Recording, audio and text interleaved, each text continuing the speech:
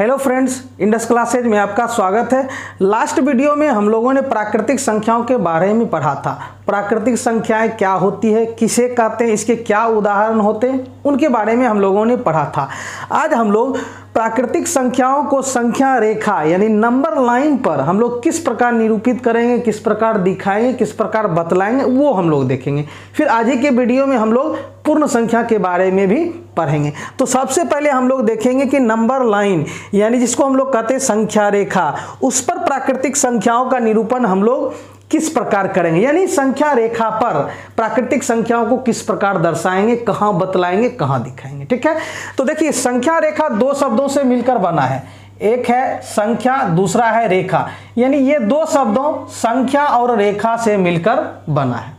दो शब्दों संख्या और रेखा से मिलकर बना है, यानी ये रेखा है। वास्तव में ये क्या है? रेखा है। जब किसी रेखा पर हम संख्याओं को दर्शाते हैं तो वो जो रेखा होता है वही हमारा क्या कहलाता है? संख्या रेखा कहलाता है। ठीक है, यानी जब किसी रेखा पर, रेखा जनरली रेखा है, लेकिन जब हम रेखा पर यानी लाइन पर संख्या को बतलाते हैं तो जो हम लोगों को संख्या रेखा प्राप्त होता है वही क्या है? संख्या रेखा। यानी कहने का मतलब जब किसी रेखा पर हम संख्याओं को बताते हैं तो जो हमको रेखा प्राप्त होता है वही क्या है? संख्या रेखा। क्लियर है? अब देखिए, यानी संख्या रेखा नंबर लाइन पर प्राकृतिक संख्याओं का निरूपण हम लोग कैसे करेंगे। देखिए, सबसे पहले हम लोग क्या करते हैं, एक रेखा लेते हैं।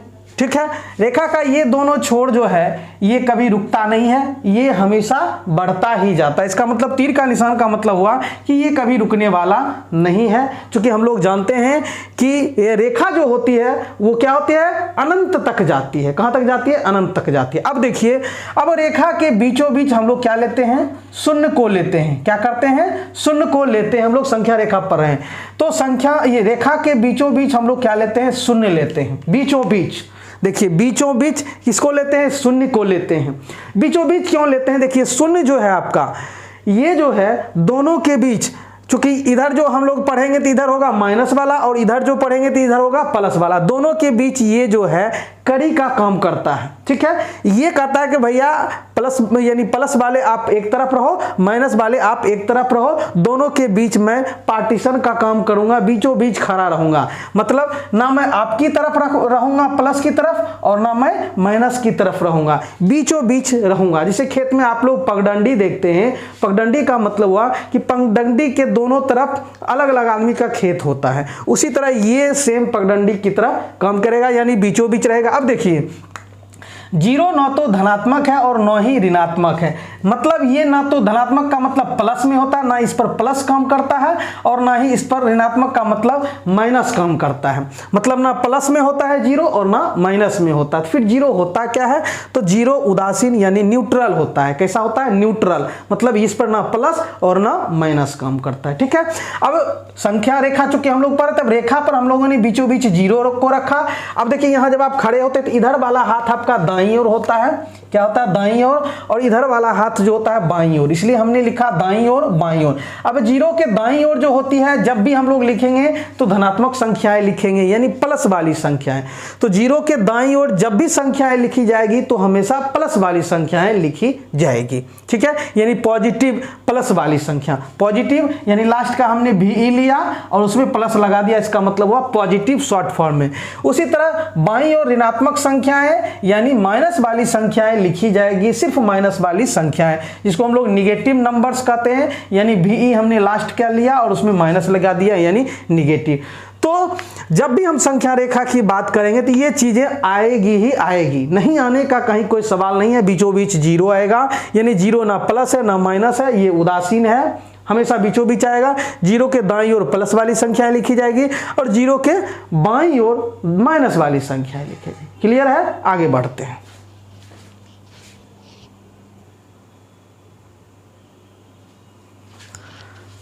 अब हम लोग चूंकि संख्या रेखा पर प्राकृतिक संख्याओं को बतलाने वाले हैं, और प्राकृतिक संख्याएं क्या होती है?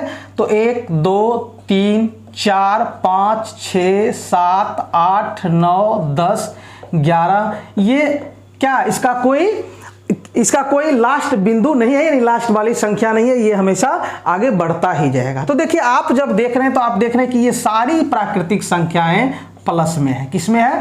प्लस में है, यानी पॉजिटिव में है। क्या है?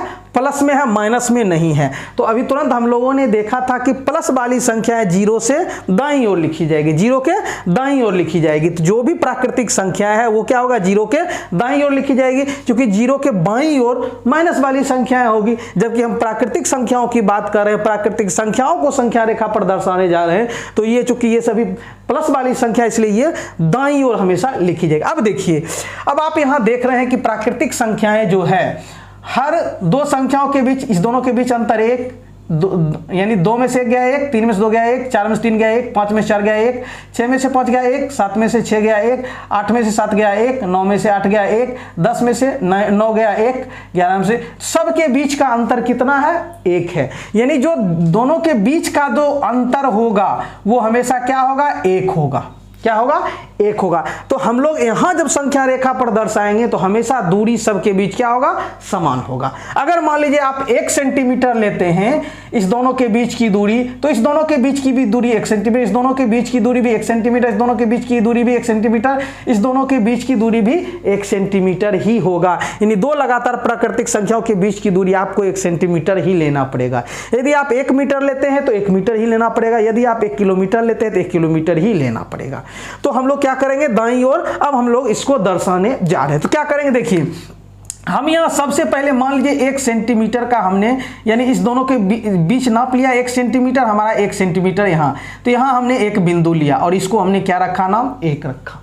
फिर जितना दूरी आप यहां लिए हैं, मान लीजिए ये आपने 1 सेंटीमीटर लिया, तो फिर यहां से 1 सेंटीमीटर मान लीजिए हमारा यहां है, यहां क्या लिखाएगा 2, फिर यहां से यहां तक 1 सेंटीमीटर जहां पूरा हो जाएगा वहां 3, फिर 1 सेंटीमीटर जहां पूरा हो जाएगा वहां 4, फिर यहां 1 सेंटीमीटर 5, फिर 1 centimetre 6, 1 centimetre 7, 1 centimetre 8, 1 centimetre 9, 1 centimetre 10, और ये चलता रहेगा, ये कभी रुकने वाला नहीं है। इसका मतलब हुआ कि ये अनंत रूप से बढ़ता जा रहा है। क्लियर है।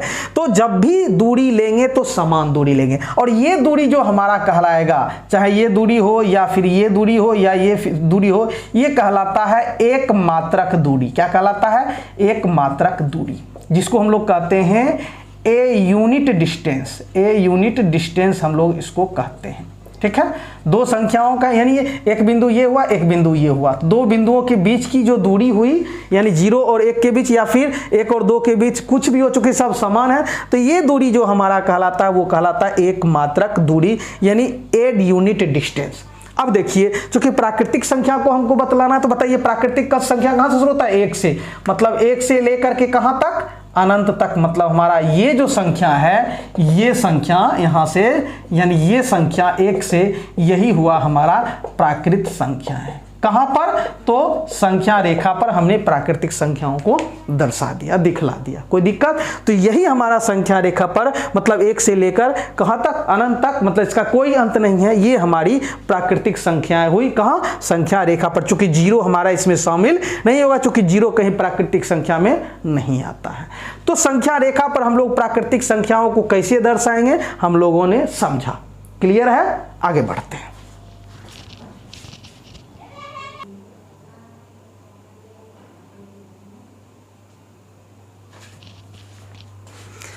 अब हम लोग पूर्ण संख्या की बात करेंगे, चूंकि हम लोगों ने प्राकृतिक संख्याओं के बारे में अच्छी तरह समझ लिया। अब पूर्ण संख्याएं क्या होती है वो हम लोग समझेंगे। देखिए, हम लोगों ने समझा कि प्राकृतिक संख्याएं 1, 2, 3, 4, 5, 6, 7, 8, 9, 10, इसका कोई अंत नहीं है। तो ये सभी संख्याएं जो थी, ये हमारी प्राकृतिक संख्याएं थी। क्या थी, प्राकृतिक संख्याएं। यानी कहने का मतलब ये हुआ, प्राकृतिक संख्याएं कहें या फिर प्राकृतिक संख्याओं का संग्रह कहें। संग्रह का मतलब होता है समुच्च, समुच्च का मतलब क्या होता है, समूह।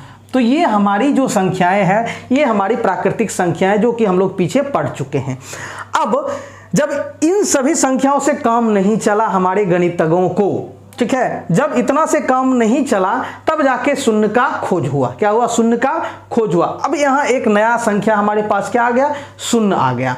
तो ये प्राकृतिक संख्याएं हम लोगों को तो पहले ही विरासत के रूप में भगवान से मिल चुका था और हमने क्या किया, जीरो की खोज कर लिया। और ये जो विरासत के रूप में मिला था इसको क्या नाम दिया आपने, प्राकृतिक संख्या। और अब आपको क्या मिल गया, एक एक्स्ट्रा संख्या जीरो मिल गया।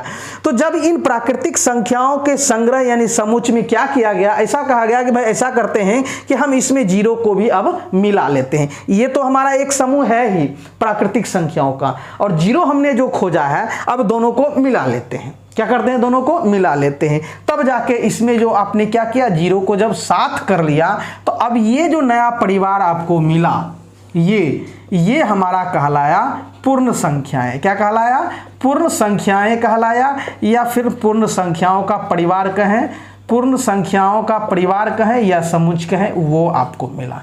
तो आपने क्या किया, तो प्राकृतिक संख्याओं का जो संग्रह था, समूह था, ठीक है, इसमें आपने शून्य को भी मिला लिया। और ज्यों ही आपने शून्य को मिलाया तो अब आपका एक एक्स्ट्रा अवयव हो गया, यानी एक एक्स्ट्रा संख्या हो गया। तो ये एक नया परिवार बन गया। आपका परिवार था, इसमें कोई एक और एक्स्ट्रा आ गया तो अब ये नया परिवार बन गया। इसके कारण, जीरो के कारण, तो जो नया परिवार आपको मिला उसको आपने क्या नाम दिया, पूर्ण संख्याएं नाम दिया, पूर्ण संख्याओं का परिवार नाम दिया। क्लियर है। तो हमारा जो परिभाषा है कि सभी प्राकृतिक संख्याओं के संग्रह, मतलब जो समुच्चय था प्राकृतिक संख्याओं का, सभी प्राकृतिक संख्याओं का जो समुच्चय था, यानी एक से लेकर अनंत तक, जो यानी जिसका कोई अंत नहीं है, ये जो आपका प्राकृतिक संख्याओं का परिवार था, यानी सभी प्राकृतिक संख्याओं के संग्रह यानी समुच्चय में शून्य यानी जीरो को शामिल कर लेने पर, यानी जीरो को जब आपने मिला लिया तो जो प्राप्त संख्याएं आपने किया, यानी जो संख्याएं प्राप्त हुई वो क्या कहलाई, पूर्ण संख्याएं कहलाती है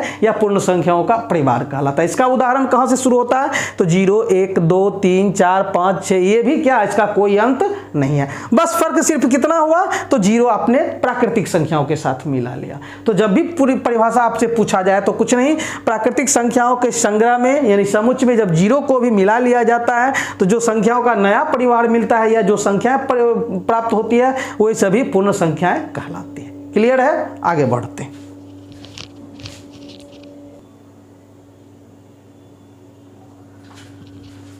अब देखिए, जिस तरह हम लोगों ने सभी प्राकृतिक संख्याओं को अंग्रेजी वर्णमाला के बड़े अक्षर n से सूचित किया था, उसी तरह यदि हम चाहें तो जितना भी पूर्ण संख्याएं हैं यानी 0, 1, 2, 3, 4, 5, 6, 7 यानी इसका कोई अंत नहीं है, ये जो हमें पूर्ण संख्याओं का जो संग्रह है, समुच्चय है, यानी इससे एक भी निकलना नहीं चाहिए। यदि एक भी निकल जाएगा तो आपका पूर्ण संख्याओं का परिवार यानी समुच्चय नहीं होगा। मान लीजिए आपने 0 हटा दिया तो ये हमारा पूर्ण संख्याओं का परिवार नहीं हुआ, याद रखना है।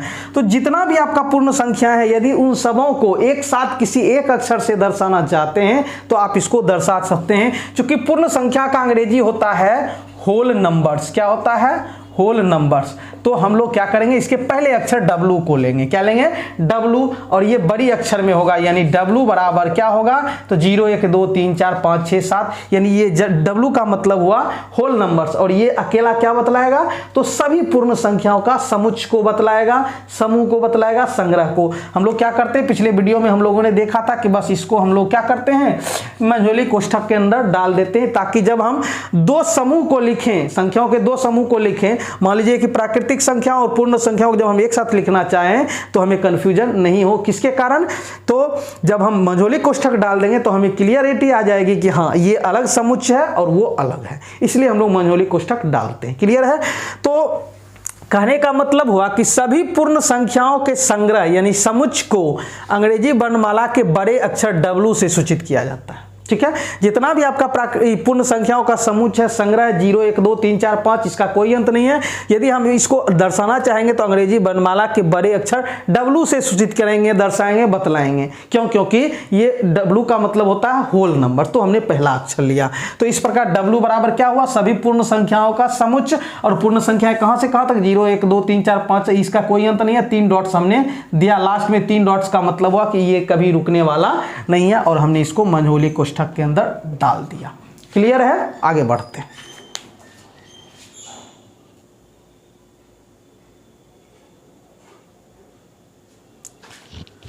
अब हम लोग पूर्ण संख्याओं से संबंधित कुछ महत्वपूर्ण जानकारियों को समझते हैं। देखिए, W का मतलब है सभी पूर्ण संख्याओं का समुच्चय, जो 0 1 2 3 4 5 6 7 8 9 10, इसका कोई अंत नहीं। अब देखिए पहला हमारा पॉइंट है कि W मतलब पूर्ण संख्याओं के समुच्चय में अपरिमित संख्याएं हैं, और सीमित मतलब जिसकी गिनती नहीं की जा सकती है। देखिए 1 2 3 4 5 6 7 8 9 10 11, ये कभी रुकेगा ही नहीं, कभी खत्म होगा ही नहीं। तो क्या हम टोटल कितनी संख्याएं हैं गिन पाएंगे? क्या नहीं गिन पाएंगे।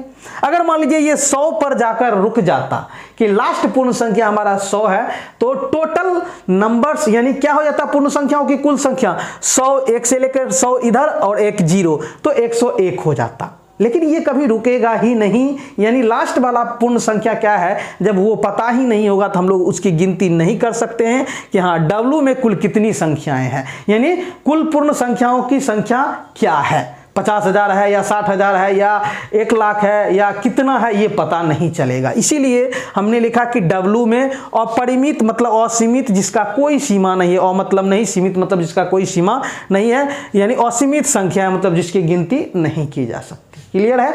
आगे बढ़ते हैं। सबसे छोटी पूर्ण संख्या 0 है। तो देखिए 0 से आपका शुरू हो रहा है और जैसे जैसे आप आगे बढ़ते जा रहे हैं बढ़ता जा रहा है। 0 से बड़ा 1, 1 से बड़ा 2, 2 से बड़ा 3, 3 से बड़ा 4, 4 से बड़ा 5, 5 से बड़ा 6, 6 से बड़ा 7, ये आगे बढ़ता ही जा रहा है। तो जहां से शुरू हो रहा है वो सबसे छोटी पूर्ण संख्या हुई। 0 सबसे छोटी पूर्ण संख्या है। ठीक है, सबसे बड़ी पूर्ण संख्या लिख पाना संभव नहीं है, क्योंकि ये कहीं रुकेगा ही नहीं। जब तक लास्ट में नहीं रुकेगा तब तक वो सबसे बड़ी संख्या नहीं हो पाएगी, क्योंकि हम लोग देखते हैं कि जैसे जैसे आगे बढ़ते जाते हैं संख्या बड़ी होती जाती है, तो जहां जाके रुक जाएगा वही सबसे बड़ी संख्या हो जाएगी। लेकिन ये कभी रुकेगा ही नहीं, तो जब रुकेगा ही नहीं तो सबसे बड़ी संख्या के बारे में पता लगा पाना संभव है। तो इसलिए लिखा हमने सबसे बड़ी पूर्ण संख्या लिख पाना संभव नहीं है, यानी सबसे बड़ी पूर्ण संख्या के बारे में बता पाना संभव नहीं है, बताया नहीं जा सकता। क्लियर है? आगे है कि दो लगातार पूर्ण संख्याओं के बीच का अंतर, दो लगातार पूर्ण संख्याओं के बीच का अंतर सदैव समान होता है। अर्थात कितना होता है? 1 होता है। यानी दो लगातार पूर्ण संख्याओं के बीच का अंतर, जब भी दो लगातार पूर्ण संख्याओं के बीच निकालिएगा तो जितना भी होगा वो सब क्या होगा? समान ही होगा। ठीक है, अर्थात कितना होगा? 1। आप देखिए 0 और 1 ये दोनों लगातार पूर्ण संख्या, इस दोनों के बीच का अंतर 1। 1 और 2 लगातार पूर्ण, इस दोनों के बीच का अंतर 1। इस दोनों के बीच का अंतर 1, 1 1, सबके बीच का अंतर 1 1, यानी 1। तो इसलिए हमने लिखा कि दो लगातार पूर्ण संख्याओं के बीच का अंतर क्या होता है? सदैव समान। समान सबके लिए हुआ कि जब जितने भी आपका प्राकृतिक संख्या या सब दो लगातार पूर्ण संख्याओं के बीच आप जब अंतर निकालेंगे तो वो सदैव कितना होता है? 1 होता है। ये हमने लिखा सबके लिए, लगातार जितना भी है। और ये आप ये कह सकते हैं, डायरेक्ट भी कह सकते हैं, दो लगातार पूर्ण संख्याओं का अंतर क्या होता है? 1 होता है। समझ गए? या जितने भी प्राकृतिक पूर्ण संख्या हैं, यदि सबके बीच जो लगातार पूर्ण संख्याओं के बीच यदि हम अंतर निकालें तो सबके बीच का अंतर हमेशा क्या आएगा? समान ही आएगा। ठीक है, अब देखिए अगला हमारा जो है ये है कि सभी प्राकृतिक संख्याएं पूर्ण संख्याएं होती है, जो कि बहुत ही महत्वपूर्ण है। इसको अच्छी तरह समझते हैं। देखिए इसको अच्छी तरह हम लोग समझते हैं। क्लियर है? तो देखिए कि आप लोग जानते हैं कि सबसे पहले हम लोगों ने देखा था कि 1 2 3 4 5 6 7 8 9 ये हमारा प्राकृतिक संख्या था। क्या था? प्राकृतिक संख्या। प्राकृतिक संख्या यानी प्राकृत संख्या है।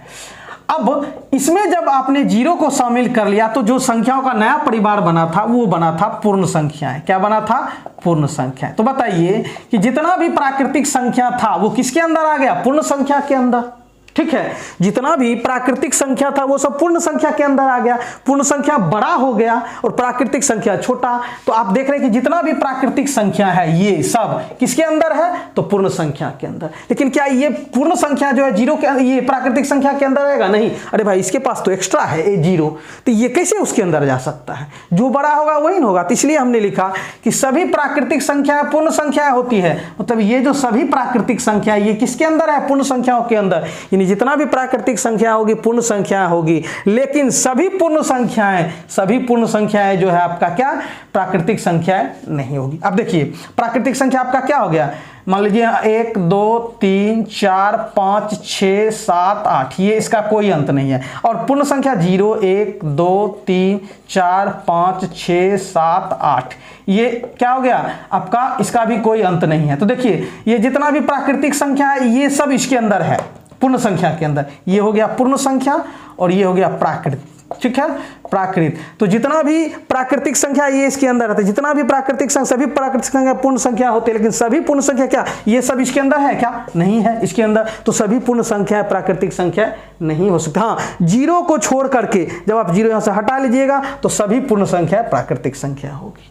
तो याद रखना है कि सभी पूर्ण संख्या प्राकृतिक संख्याएं नहीं होती है, लेकिन सभी प्राकृतिक संख्याएं पूर्ण संख्याएं होती है। इसलिए हमने लिखा कि सभी प्राकृतिक संख्याएं पूर्ण संख्याएं होती है, मतलब ये सभी ये होती है, लेकिन सभी पूर्ण संख्या, लेकिन ये पूरा का पूरा ये नहीं होता, चूंकि इसके पास जीरो है और जीरो कभी प्राकृतिक संख्या नहीं हो सकता। क्लियर है? आगे बढ़ते हैं।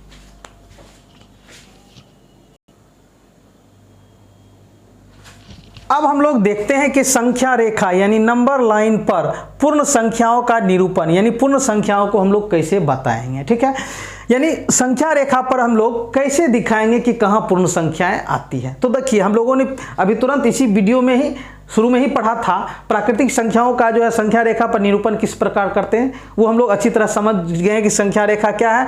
तो रेखा यानी संख्या और रेखा दो शब्दों से मिलकर बना है। रेखा मतलब रेखा और संख्या मतलब संख्या। जब किसी रेखा पर संख्या को हम निरूपित करते हैं, बतलाते हैं, तो जो रेखा है वही संख्या रेखा बन जाता है। और हम लोगों ने देखा था कि जीरो ना तो धनात्मक है ना ऋणात्मक है, जीरो क्या है? उदासीन है। अब जीरो के दाईं ओर, दाईं हाथ की ओर ये हमेशा प्लस में आता है और जीरो के बाईं ओर हमेशा माइनस में आता है। क्लियर है?